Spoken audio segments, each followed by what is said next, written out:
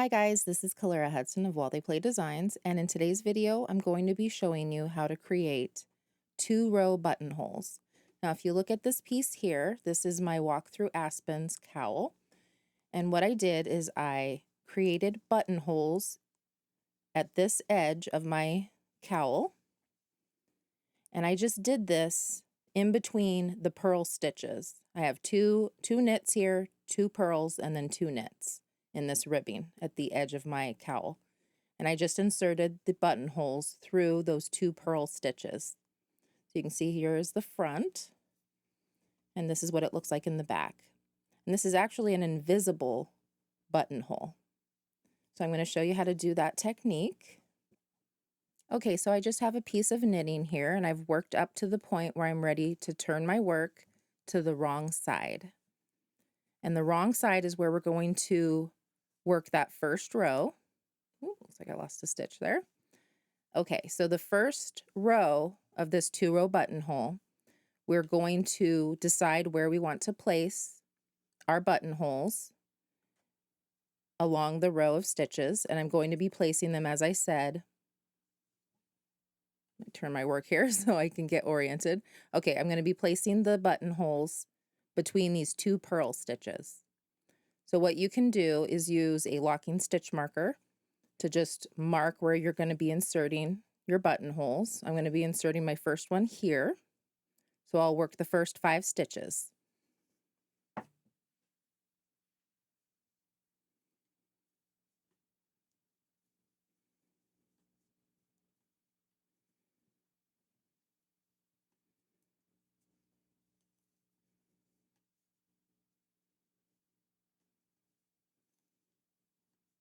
Okay, so I've worked my first 5 stitches. I'm ready to place that first buttonhole. And what I'm going to do on this wrong side row is I'm going to yarn over my needle twice. So just 2 yarn overs, one after the other. Now I'm going to just continue on in my pattern until I reach the next set of stitches where I want to place my next buttonhole. Okay, so I've worked over to the next position where I want my second buttonhole. So I'm going to yarn over my needle twice, front to back. And then I'll just continue working over to either the end of your row or to where I want to put my third buttonhole.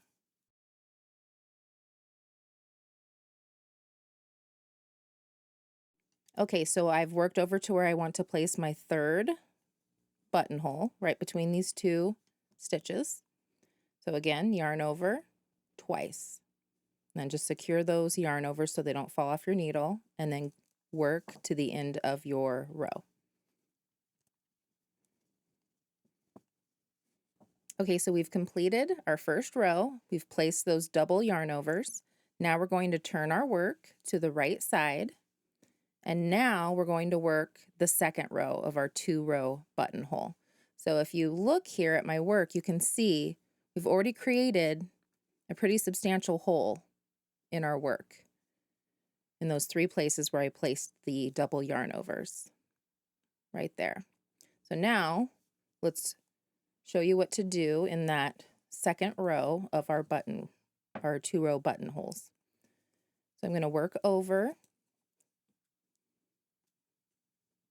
and I'm going to work to the point where I'm 1 stitch before the first of those 2 yarn overs. So if you look here at my work, you can see 2 yarn overs. They're kind of leaning to the left. Those are the 2 yarn overs. So you're going to work up to the point where you're 1 stitch before the first yarn over. So I've reached that point. That's my purl stitch. And what you're going to do is you're going to put your yarn in the front of your work, and we're simply going to insert our right hand needle from right to left through that purl stitch and through that yarn over, just like so. And we're simply going to purl those 2 loops together. Now before you remove that purl 2 together, you want to be careful that when you pull it off your left hand needle, you're leaving that second yarn over on the left hand needle, just like so. And if you do accidentally drop it like this, you'll just go in from the front and scoop it back up. Now we're already in the position for our next step. So the next thing we're going to do is we're going to purl the second yarn over and this purl stitch together through the back loop. So to do that, with our yarn in the front, just going to rotate our work, locate the right of those 2 stitches, take our right hand needle and go in purlwise through that second right stitch and then through the left stitch. And this can be a little finicky, just like so. Then you're just going to purl these together as you normally would. And again, this could be a little tricky. Wants to slip off. You can loosen these if that helps you. So pull tight and purl those 2 stitches together, and then pull that new stitch off your left hand needle. You can see we've closed up those 2 yarn overs that we created, and you can see we have a nice hole here for our buttonhole. And we still have those resulting 2 purl stitches above the hole. So now you'll simply work in pattern over to our next set of yarn overs, and again you want to stop 1 stitch before the first yarn over. So again, here's our 2 yarn overs and there's a purl stitch. So again, you yarn in front and we're going to purl these 2 stitches together.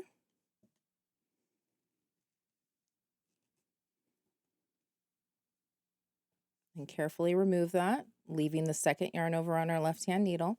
Now yarn in front. And it might help you if you just loosen up that second stitch, the purl stitch, just a little bit before you rotate your work and purl through the back loop those 2 stitches together. Just like so.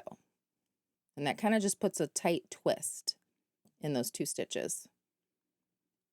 So we've done our purl 2 together and our purl 2 together through the back loop. I'm going to show that to you guys one more time. I'll just work up to the 3rd and final buttonhole, 1 stitch before the yarn over, which is right here. Yarn in front, insert your needle through those 2 stitches, purl them together, carefully remove that stitch from the left hand needle, yarn in front. We're going to loosen up this second purl stitch. Rotate your work, needle, insert your right hand needle right to left, purlwise, and purl those 2 stitches together, just like so. And I'll just work to the end of the row and show you guys how this looks. Okay. So if we stop and take a look, you can see these are actually invisible because they hide in the purl, the 2 purl stitches in the ditch, as it were, between these 2 sets of knit stitches. So this is a great buttonhole to work in a ribbing pattern that you might be working on a sweater or a cowl in this situation. But it just hides out right there in between those 2 purl stitches. And this, I find, usually works really well for about a 1-inch button. You could probably go up to about 1 1/4. Any larger button than that, you might want to use a different buttonhole technique. But that is how you create the 2-row invisible buttonhole. I hope this video and this technique helps you guys out. Thanks so much for watching.